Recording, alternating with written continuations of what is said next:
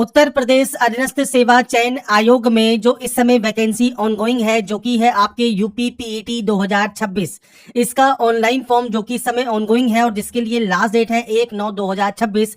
इसका जो फॉर्म आप कैसे अप्लाई कर सकते हैं बिना कोई गलती किए, इसके स्टेप बाय स्टेप प्रोसेस के बारे में हम बात करेंगे इस वीडियो में। तो यहाँ पर इस वीडियो में हम बात करने वाले हैं वन टाइम रजिस्ट्रेशन कैसे आप कर सकते हैं, ओटीआर को कैसे आप मॉडिफाई या एडिट कर सकते हैं और उसके बाद कैसे आप फॉर्म को अप्लाई कर सकते हैं। इन तीनों ही जानकारी के बारे में हम बात करेंगे। आपको फ्रेंड्स फॉर्म को अप्लाई करने से पहले जो इसका डिटेल नोटिफिकेशन है वो भी आप चेक जरूर कर लें, उसके बाद ही आप इसमें आवेदन करेंगे। स्टेप बाय स्टेप मैं आपको सारी प्रोसेस से सारी जानकारी प्रोवाइड करने वाला हूं। कैसे आपको वन टाइम रजिस्ट्रेशन करना है, कैसे वन टाइम रजिस्ट्रेशन आपने किया हुआ है तो आप उसे एडिट कर सकते हैं, मॉडिफाई कर सकते हैं और इसके बाद फ्रेंड्स कैसे आप इसमें फॉर्म को अप्लाई कर सकते हैं, इसके बारे में सारी जानकारी मैं आपको प्रोवाइड करूंगा। तो अप्लाई करने के लिए फ्रेंड्स आपको इस पोर्टल पर आना होता है जो कि उत्तर प्रदेश अधीनस्थ सेवा चयन आयोग का पोर्टल है। अब इस पोर्टल पर फ्रेंड्स अप्लाई करने से पहले सबसे पहले आपके पास ओटीआर होना जरूरी है। तो आप वन टाइम रजिस्ट्रेशन कैसे कर सकते हैं इसके बारे में बात कर लेते हैं। वन टाइम रजिस्ट्रेशन के बाद बात करेंगे हम कैसे आप इसे एडिट कर सकते हैं और लास्ट में हम बात करेंगे रजिस्ट्रेशन करने के बाद कैसे आप फॉर्म को अप्लाई कर सकते हैं। तो सबसे पहले वन टाइम रजिस्ट्रेशन या ओटीआर वाले ऑप्शन पर आप क्लिक करेंगे ओटीआर करने के लिए।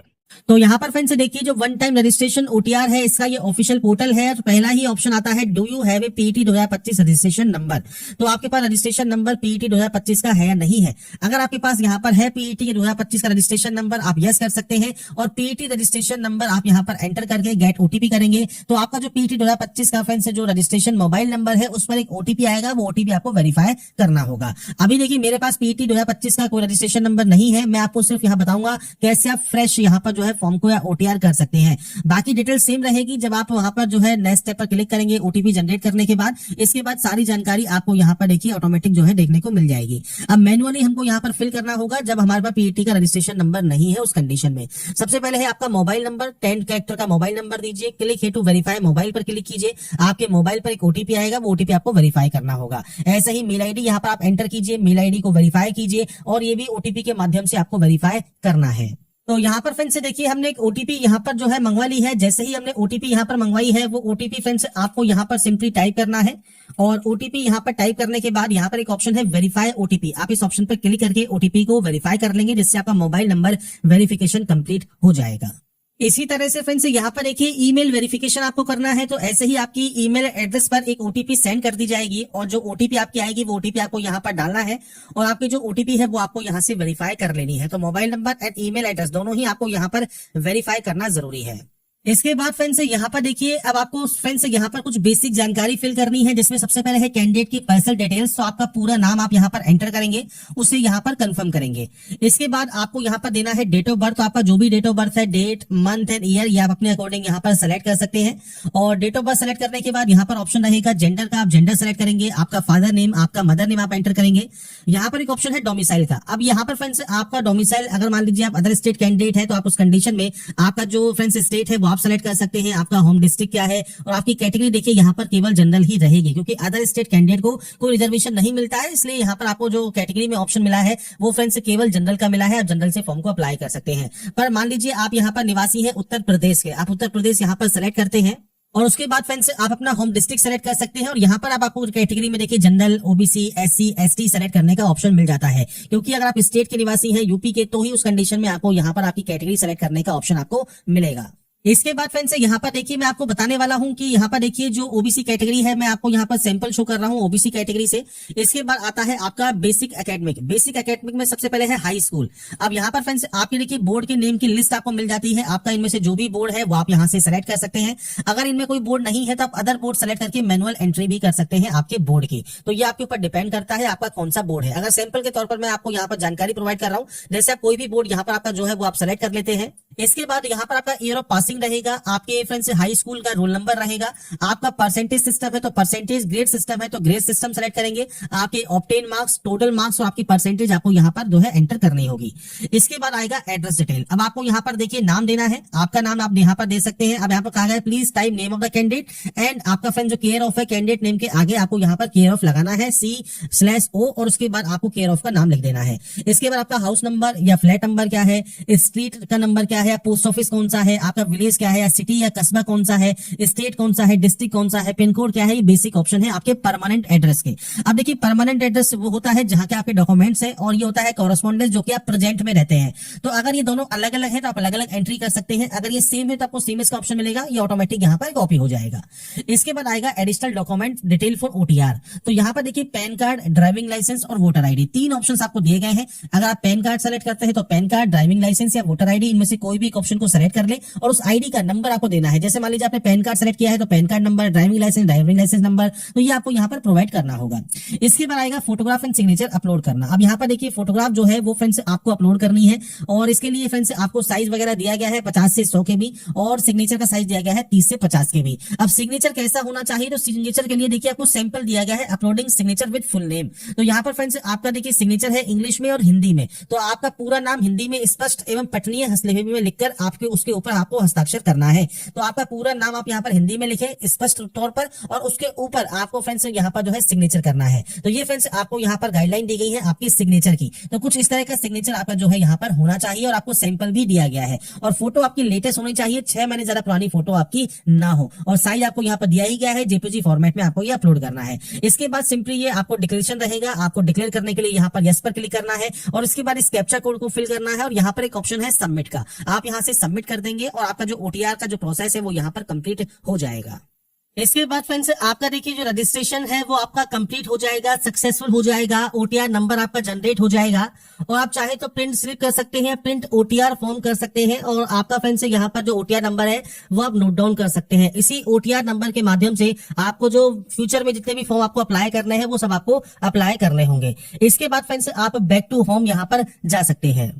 अब बात करते हैं फ्रेंड्स यहाँ पर देखिए नेक्स्ट ऑप्शन की, जो की है अगर आपके पास पीईटी 2025 का रजिस्ट्रेशन नंबर मान लीजिए है, तो उस कंडीशन में आप कैसे अपने ओटीआर को कंप्लीट कर सकते हैं। तो यहाँ पर फ्रेंड्स आपको सबसे पहले कहना है कि आपके पीईटी का रजिस्ट्रेशन नंबर आपके पास है, आप यस करेंगे। आपका जो पीईटी का रजिस्ट्रेशन नंबर है वो आप यहाँ पर टाइप करेंगे और गेट ओटीपी पर क्लिक करेंगे।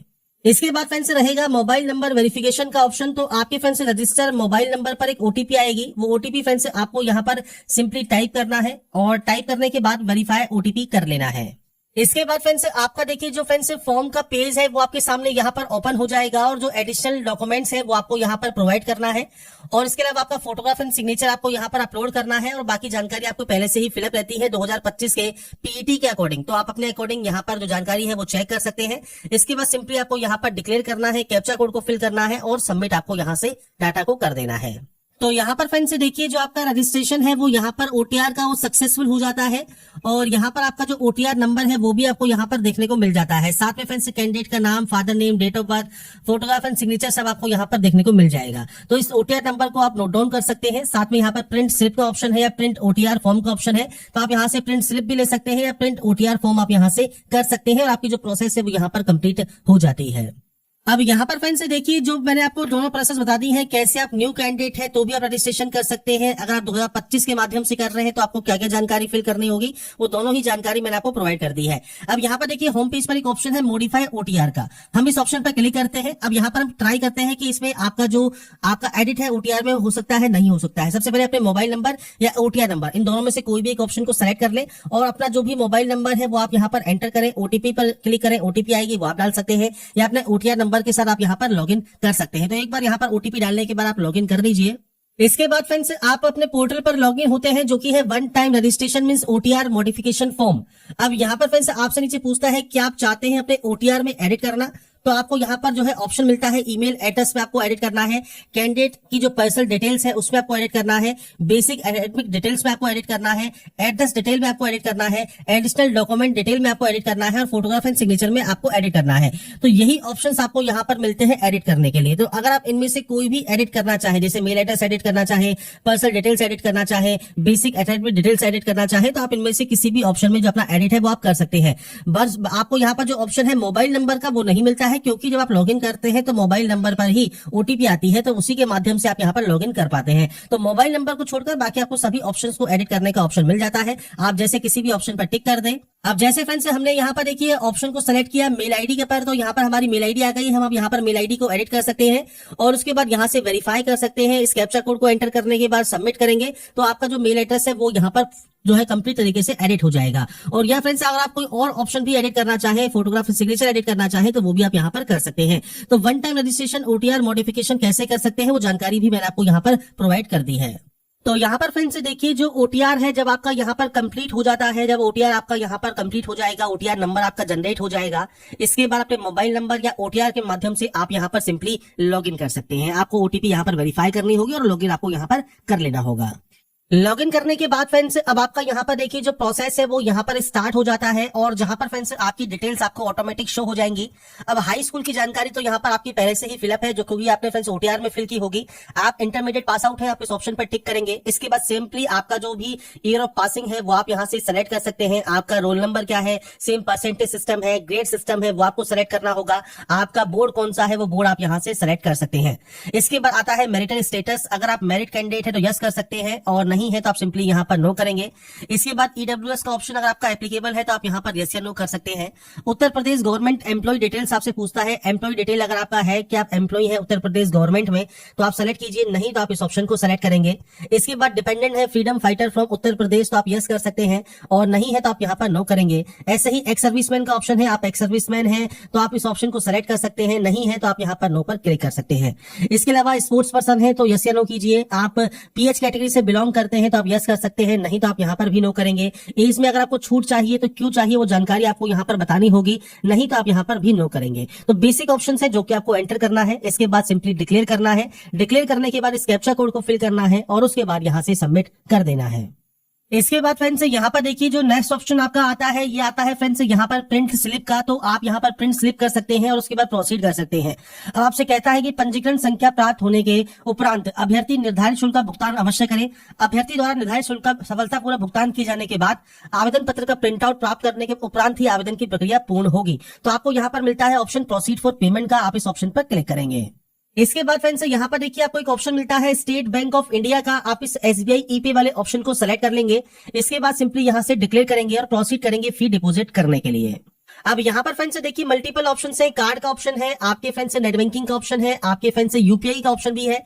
तो यूपीआई क्यूआर कोड पर आ जाइए, पे नाउ पर क्लिक कीजिए, और इसके बाद फ्रेंड्स आपके सामने देखिए क्यूआर कोड आ जाएगा। जो ये क्यूआर कोड है यही फ्रेंड्स आपको पेमेंट करना है। आप चाहे तो कार्ड के माध्यम से भी कर सकते हैं, बाकी आप यहाँ से अगर यूपीआई के माध्यम से भी करना चाहें तो आपको इस कोड को स्कैन कर लेना है और आपका जो भी पेमेंट है वो आप यहाँ पर कंप्लीट कर सकते हैं। तो यहाँ पर फ्रेंड्स देखिए जैसे ही आपका पेमेंट कंफर्मेशन होगा, आपको फ्रेंड्स यहाँ पर proceed to download and print the application form, आपको इसका ऑप्शन मिल जाएगा। आप इस ऑप्शन पर क्लिक कर देंगे। अब इसके बाद फ्रेंड्स आपका देखिए यहाँ पर डिटेल एप्लीकेशन फॉर्म यहाँ पर आ जाता है, जो कि फ्रेंड्स एडवर्टाइजमेंट नंबर आपको यहाँ पर शो हो रहा होगा। और इसके बाद आपको यहाँ पर प्रिंट का ऑप्शन मिलता है। आप यहाँ से आपका जो प्रिंट आउट है वो सेव या डाउनलोड करके अपने पास रख सकते हैं।